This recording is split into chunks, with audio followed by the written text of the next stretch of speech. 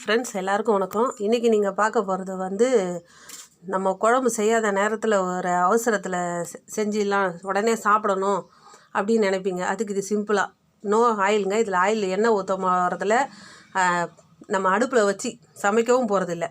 அப்படியே செஞ்சு அப்படியே சாப்பிட்ற மாதிரி உடனே ஒரு ரெசிபி.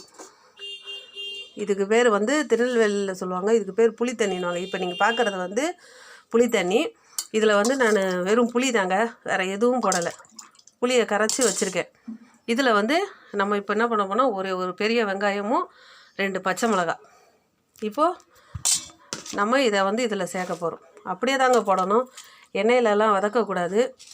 இதை அப்படியே தான் போடுவாங்க. என்னடா எண்ணெயிலலாம் வதக்காமல் இப்படியே போடுறாங்கன்னு நினைக்காதீங்க, நல்லாயிருக்கும், சாப்பிட்டு பாருங்கள், டேஸ்ட்டாக இருக்குங்க, சிம்பிளாக. இப்போது இதில் வந்து நம்ம உப்பு போட போகிறோம்.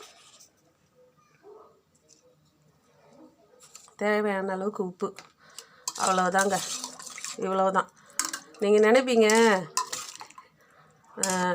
என்னடா உப்பு வெறும் புளி தண்ணி பச்சையாகவே போட்டிருக்காங்க, வெங்காயமும் பச்சையாக போட்டிருக்காராங்க அப்படின்ட்டு. ஆனால் நீங்கள் சாப்பிட்டு பாருங்கள், நல்லா டேஸ்ட்டாக இருக்குங்க. இது உடனே புளியை மட்டும் ஊற வச்சுட்டு அந்த புளி ஊறுறதுக்குள்ளேயே நீங்கள் வெங்காயமும் வெறும் பச்சை மிளகா தாங்க அப்படியே நீங்கள் கரைச்சி வச்சு உடனே சாப்பிட்லாங்க. இதுக்கு வந்து தொட்டுக்க என்ன வச்சுக்கலான்னா, கருவாடு நல்லா இருக்குங்க. அதுக்கப்புறம் துவையல். ஆனால் இது திருநெல்வேலி பக்கம்னா என்ன பண்ணுவாங்கன்னா மெயினாக துவையல் தாங்க.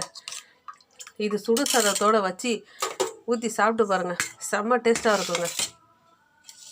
உண்மையிலேங்க நல்லாயிருக்கும். நாங்கள் சாப்பிட்டதுனால தான் சொல்கிறோம், சும்மா வீடியோக்காக போடுறேன்னு நினைக்காதீங்க, நல்லாயிருக்கும் பாருங்க. இந்த சுடு சாதத்தில் அவ்வளோதாங்க, பாருங்க, நல்லாயிருக்கும். ஊற்றி சாப்பிட்டு பாருங்கள். இந்த வீடியோ உங்களுக்கு பிடிச்சதுன்னா லைக் பண்ணுங்கள், ஷேர் பண்ணுங்கள். தேங்க்யூ.